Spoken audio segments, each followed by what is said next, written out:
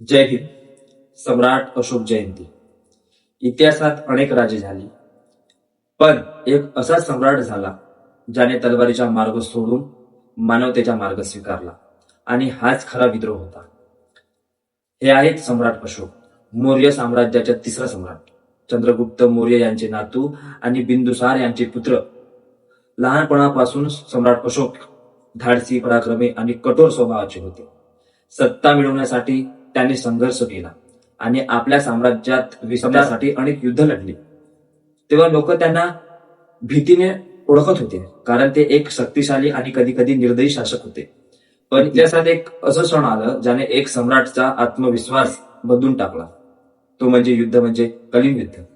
या युद्धात लाखो लोक मारले गेली, असंख्य कुटुंब उद्ध्वस्त झाली, आणि जेव्हा सम्राट अशोक रणांगणावर उभे राहिले तेव्हा त्यांच्या डोळ्यासमोर होतं रक्त, मृतदेह आणि वेदनेत तडफडणारी माणसं. तो क्षण फक्त युद्धाचा नव्हता, तो त्यांच्या अंतर्मनातील क्रांतीचा क्षण होता. कारण त्या दिवशी सम्राट अशोकाने तलवारी विरुद्ध विद्रोह केला. मी आता हिंसा करणार नाही, आणि त्यांनी स्वीकारला भगवान गौतम बुद्धांचा धर्म. धर्म म्हणजे करुणा, समता, अहिंसा आणि बंधुता. त्या दिवसांपासून 94 अशोक संपले आणि जन्म झाला धम्म अशोकाचा. आणि इथून सुरू झाली विचारांची एक महान क्रांती. सम्राट अशोकाने बुद्ध धम्म केवळ स्वीकारलाच नाही, तर ते जगाच्या कानाकोपऱ्यात पोहोचवला. स्वतःच्या लेकरांना सुद्धा त्यांनी धम्मासाठी अर्पण केलं. महेंद्र आणि संघमित्रा यांना त्यांचे श्रीलंकेत पाठवलं, जिथे त्यांनी बुद्धाचा संदेश जगवला. एक राजा जो आपल्या मुलांना सत्तेसाठी नाही तर मानवतेसाठी पाठवतो, हा खरा विद्रोह नाही तर काय. सम्राट अशोकाने आपल्या विचारांना दगडांवर कोरलं. शिलालेखांमधून त्यांनी लोकांना सांगितलं, सत्य जगा, पालकांना सन्मान करा, सर्व धर्माचा आदर करा आणि कुणावरही अन्याय करू नका. आज जिथे धर्माच्या नावावर भांडणं होतात, तिथे सम्राट अशोकाने हजारो वर्षापूर्वी सांगितलं होतं, धर्म माणसाला जोडण्यासाठी आहे, तोडण्यासाठी नाही. हीच खरी क्रांती आहे. सम्राट अशोकाने फक्त विचार दिले नाही, तर ते प्रत्यक्षात उतरवले.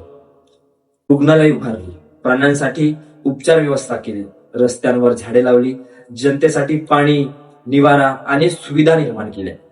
त्यांचं राज्य हे सत्ता नव्हतं, ते सेवा आणि मानवतेचं उदाहरण होतं. आज आपल्या भारताच्या तिरंग्यावर असलेला अशोक चक्र आणि राष्ट्रीय चिन्ह हे त्यांच्या महान विचारांची साक्ष देतात. पण आज एक प्रश्न आहे, 2026 मध्ये आपण खरंच सम्राट अशोकांना समजलं का, की फक्त त्यांची जयंती साजरी करतो? आजही समाजात भेदभाव आहेत, द्वेष आहेत, हिंसा आहे. मग आपण कोणाच्या मार्गावर चालतोय? जर एक सम्राट तलवार सोडू शकतो, तर आपण द्वेष सोडू शकत नाही का? जर एक राजा बदलू शकतो, तर समाज बदलू शकत नाही का? हा व्हिडिओ फक्त इतिहास नाही, हा एक जागृतीचा संदेश आहे. त्यांच्यासाठी तुम्ही कोणत्या बाजूला उभे राहाल, मला ते सांगा.